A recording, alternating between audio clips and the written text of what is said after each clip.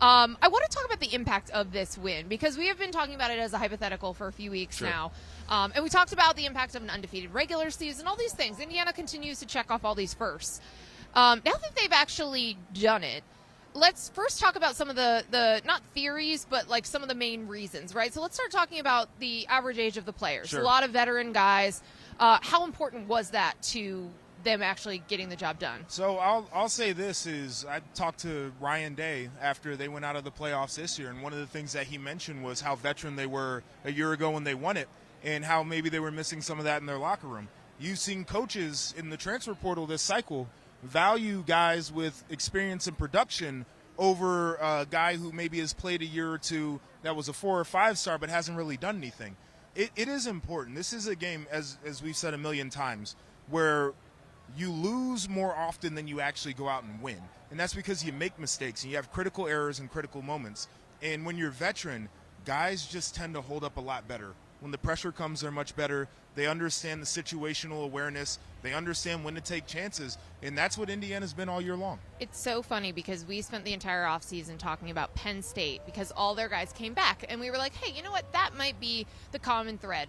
Michigan, a bunch of guys decided to, hey, we'll put off the NFL for a year. We'll come back, and they win a title. Ohio State, same thing. That is getting old. Yes. That's old with experience and a lot of talent. No doubt. But we kind of didn't realize how old Indiana was. Yeah. You know, at Media Day, people did talk about they had the most returning players, the most amount of total starts returning. But, yeah, we kind of didn't put them in that same bucket that we did for Penn State. But that was such a critical piece, as well as the fact that a lot of their core guys were still the JMU guys. Yes. And these are guys that were recruited to JMU, either played there or just followed Curt Cignetti up a level to Indiana. Also, another recruit that ended up being pretty impactful is Alberto Mendoza. Sure. Brought him Fernando. Brought the first Heisman Trophy to Indiana. They should cut him a check for that. Yeah, they should. They should. But I'll say this, too. Mentioning the guys from JMU, I don't think it's just the veteran nature of those guys. This goes back to the old, we want to have guys in a system for multiple years. Yep. Right, and I think that's important. The continuity with their coaching staff goes along with that, which but we'll I think that we talked about this a lot last year, and I think you saw the dividends even more so this year, that continuity instantly sets a culture. Yes. It sets the way you do practice. It sets the way your meetings work, and it just teaches everybody else who's new, which they brought a lot of new guys in last year, a lot of new guys in this year in the portal, and it gets them up to speed a lot faster. And I think that is also partially what helps supercharge this. Yes, it is everything about how they operate as a program. And to have guys, when Urban Meyer came in 2012, nobody knew him. So that was full reset. And we had to basically spend the offseason learning how he wants to operate a program. When you can transport guys in, they know what to do. And they can be in the locker room like, hey, I'm just going to let you know this is how Cignetti likes to operate. So do this, don't do this, and everything should be good. Other things that we have talked about as part of the keys to this turnaround, Cignetti himself. Oh, yeah. You know, he is a film junkie. We like to talk about that a lot because other coaches watch film, but, like, that is his favorite thing to do. He's talked about how he just likes to sit in that awful, ugly turquoise recliner I like at home. the recliner. I don't. I'm with his wife on this one. That, like, it's been time to get rid of it, but it's a good luck charm. Now they want a title. I don't think he can get rid of it. Can't. But that is his favorite thing to do, and he is so good at, identifying coverages, thinking of creative plays, stealing, as coaches often do from other teams and other coaches, but also very good at identifying the right players for his system in the portal, because I know it can get dicey when you call someone a portal king or something, right? Because Mike Norvell used to be that for Florida State because he had a couple of classes that hit.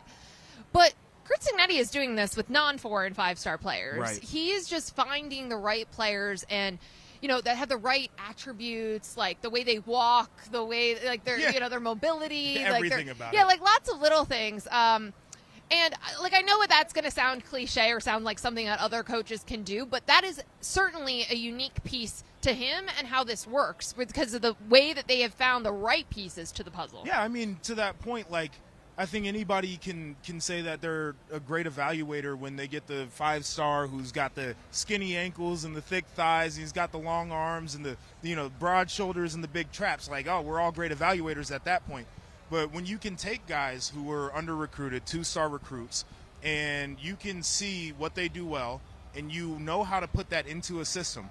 It's Fernando Mendoza's an interesting one because I think some of us who watched him knew that he could become what he has become. But I also think Curt Cignetti understood what type of quarterback needed to fit into a system, and they didn't put him in a lot of situations where he had to do things that were outside of what he was good at. I look at that defense. Aiden Fisher, guy was highly productive. I don't think they asked him to do anything that he was uncomfortable with. The same thing with Isaiah Jones on that defense. He stepped in after not playing a lot beginning part of the year. There were injuries. They didn't ask him to do anything he could not do. Because they know so well their strengths and weaknesses of all their players. By the way, that's what good coaches do. Yeah, and they're so well prepared, right? That's gotten them into. Oh, I think the team is walking by their family and friends. I think something is happening, or is it Fernando? No, yeah, it's Fernando coming down the tunnel. Fernando coming out of the tunnel. He's gotten to change a little. Like he was pretty beat up in that jersey before. Oh yeah, a lot of grass stains. He had that bloody lip. The fans, the men chanting him out how much they love him. It's they amazing. Also played Fernando. Well, there's Mark Cuban over there too. Oh, there he is. Yep.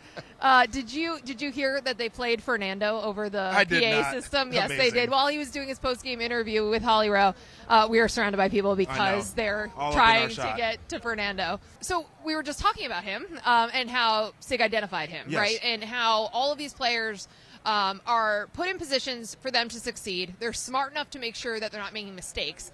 This is a team that did not lose a fumble since the first game of the season, which is insanity. Astounding. We've talked about it a lot. When Fernando has thrown picks, he has responded really, really well in game and had some of his Heisman moments in that situation.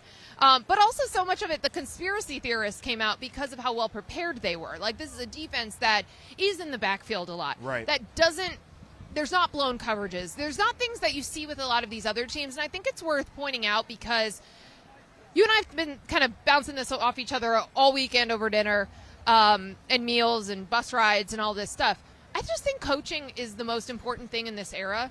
You obviously need to be able to, do roster management and, positional value and all those things that are now tied to rev share and NIL deals.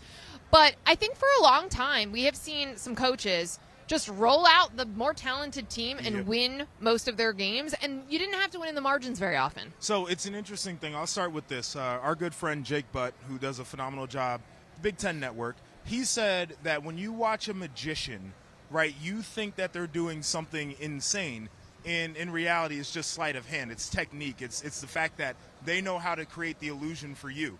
And that's basically what these guys do. Like, you think they're cheating because they're so good at what they do.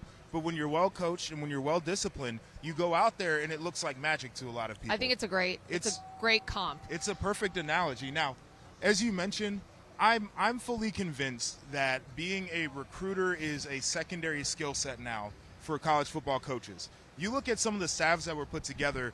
Guys down south did it, right? Urban Meyer, one of the first questions that he would ask is, "Can you recruit?" Yeah. Right?